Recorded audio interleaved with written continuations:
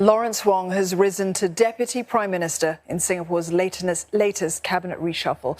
The move takes effect from next Monday and comes months after the 49-year-old was selected to lead the fourth-generation team.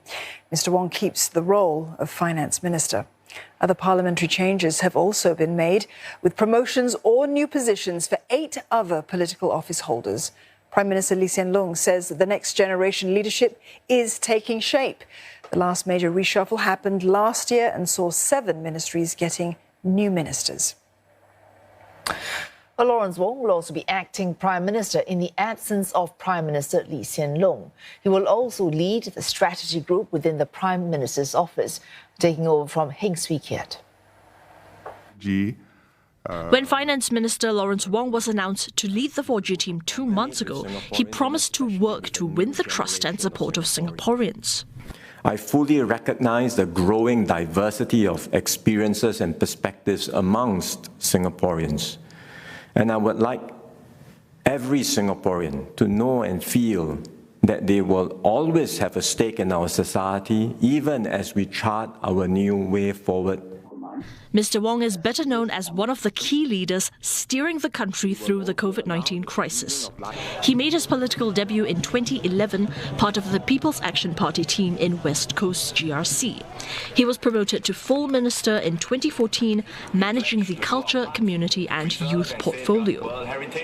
He made National Development Minister after the 2015 general election, spearheading the development of Jurong Lake Gardens and its surroundings. After the 2020 GE, he was elected to the PAP's Central Executive Committee for the first time, reflecting his growing prominence on the national stage. One analyst says the expanded role consolidates Mr. Wong's position as the next PM. Being given the responsibility of the strategy group within the Prime Minister's office is a significant position, simply because that is the office that is responsible for long-term strategic planning. So it puts, Mr. Wong, in a very good position, to be able to live his, to understand the issues and as well as to leave his imprint on Singapore's future development. We should see, further confirmation. For example, later this year, when the ruling party, has its Central Executive Committee elections, where we can expect, Mr. Wong, to be appointed, Assistant Secretary General. On Facebook, Mr. Wong says he will give every ounce of strength to serve the country. He says he looks forward to walking this journey with everyone to steer Singapore through its challenges and chart the way forward for a better tomorrow. 3 other political office holders have received promotions, while another 5 have taken on new responsibilities. The changes take effect next Monday. Tan Kiat Hao will be promoted to Senior Minister of State. He continues his role at the Communications and Information Ministry and the National Development Ministry as well. Mr. Tan was formerly the Chief Executive of the Infocom Media Development Authority. He entered politics during the last general election 2 years ago and is currently serving as an MP for East Coast GRC. Eric Chua will be promoted to Senior Parliamentary Secretary at the Culture, Community and Youth Ministry, as well as the Social and Family Development Ministry. The 43-year-old also stepped into politics during the last general election and is MP for Tanjong Pagar GRC. Prior to that, he worked in the Singapore Civil Defence Force and Home Affairs Ministry. Meantime, Rahayu Nazam steps up as Senior Parliamentary Secretary and takes on a new role at the Law Ministry. She will also continue in the Health Ministry, but will relinquish her appointment in the Communications and Information Ministry. The 42-year-old has been part of the Jurong GRC team since 2015. She was previously a lawyer specializing in family law.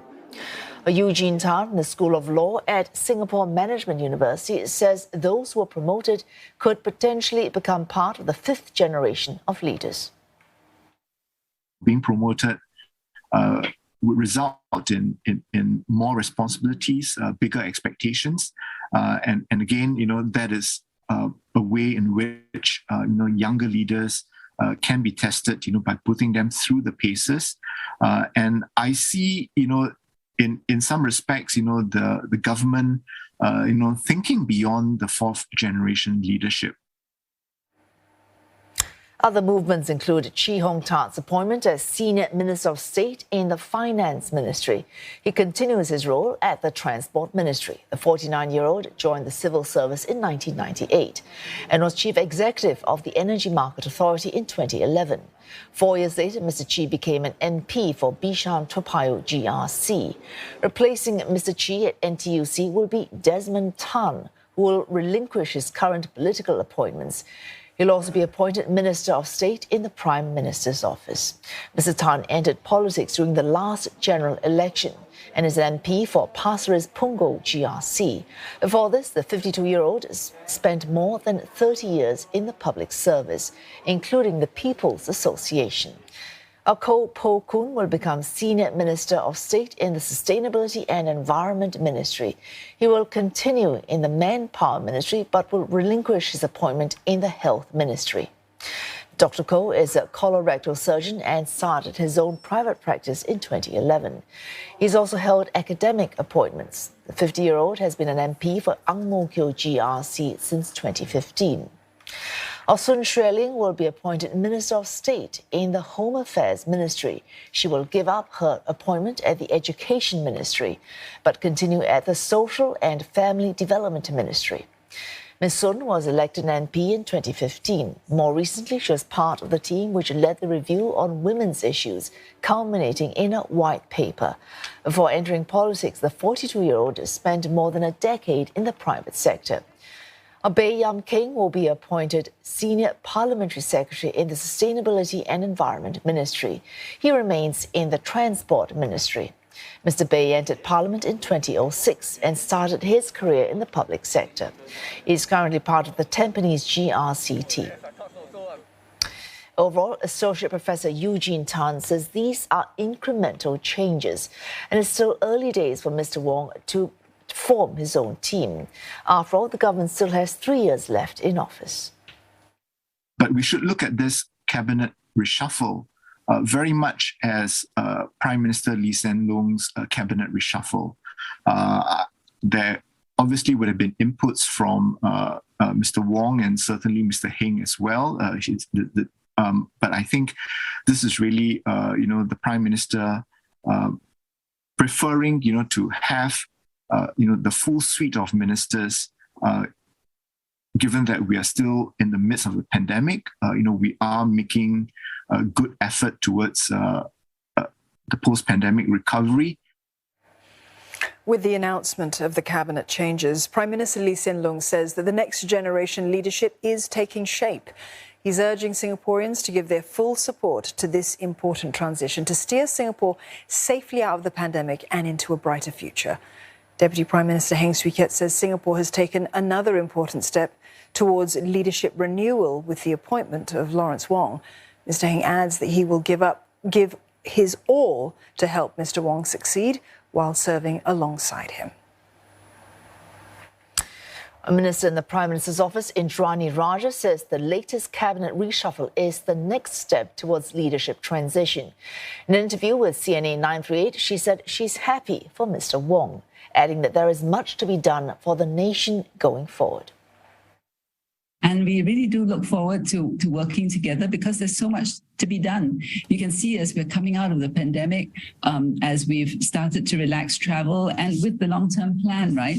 The whole future of Singapore. So there's a lot for 4G to do. We're looking forward to getting down, really knuckling down to get to work and do this. And most importantly, to do it together as a team.